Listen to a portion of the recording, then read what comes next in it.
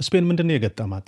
በሐሙስና በአርብ መካከል በነበሩ 24 ሰዓታት ውስጥ ከ60 ሺህ በላይ ስደተኞች ድንበሯን አቋርጠዋል። በሰሜን አፍሪካ ከሞሮኮ ጋር በሚዋሰነውና ሴውታ በተባለው የስፔን ግዛት በኩል የተከሰተው ድንገተኛ የስደተኞች ጎርፍ ዓለምን እያነጋገረ ነው። ቀኝ ዘመም የአውሮፓ መሪዎች ለራሳቸው በመስጋት ይመስላል የሸንገን የነፃ ጉዞ ስምምነትን በጊዜያዊነት ስለማገድ እያወሩ ነው።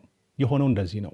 ከቀናት በፊት የስፔን ከፍተኛ ፍርድ ቤት በባህር የገቡ ስደተኞችን አስገድዶ መመለስን የሚከለክል ውሳኔ ያሳልፋል። ይህንን ውሳኔ ተከትሎም የህገወጥ ሰዎች አዘዋዋሪዎች በ24 ሰዓታት ውስጥ ከ60 ሺህ በላይ ስደተኞች ድንበር እንዲያቋርጡ አድርገዋል። በነገራችሁ ላይ ሴውታ በተባለችው ግዛት የሚኖሩት ሰዎች 83 ሺህ ገደማ ናቸው። ድንበር ለማቋረጥ ከሞከሩት መካከል የ43ቱ ህይወት ማለፉን የስፔን መንግስት አስታውቀዋል። ጠቅላይ ሚኒስትር ፔድሮ ሳንቼዝ ዛሬ ወደ ግዛቲቱ በማምራት ድንበር ጥሶ የመግባት ድርጊቱን የግዛት ሉዓላዊነታችንን የጣሰ ሲሉ ኮንነዋል።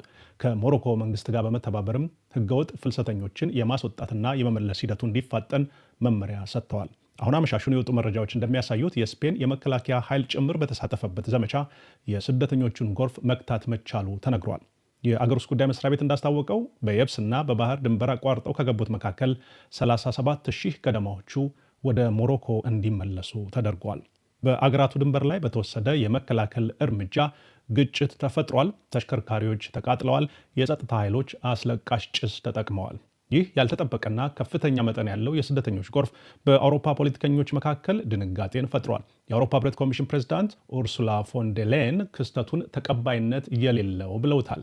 የፈረንሳይ መንግስት በበኩሉ ከስፔን ጋር በሚያጋራው ድንበር ላይ የሚደረግ ፍተሻ እንደሚጠናከር አስታውቀዋል። አዲሱ የዩኬ ጠቅላይ ሚኒስትር አንዲ በርንሃንም ድጋፍ ለማድረግ ዝግጁ መሆናቸውን አስታውቀዋል። የጣሊያኗ ጠቅላይ ሚኒስትር ጆርጂያ ሜሎኒ ግን ያለ ቪዛ የመንቀሳቀስ መብት ወይም የሸንገን የጉዞ ስምምነትን በተለይ ከስፔን ጋር ያላቸውን ሊሰርዙት እንደሚችሉ አስጠንቅቀዋል። ይህን አቋማቸውን ከደገፉት የዴንማርክ አቻቸው ጋር በመሆንም የአውሮፓ መሪዎች በአስቸኳይ እንዲሰበሰቡ ጠይቀዋል።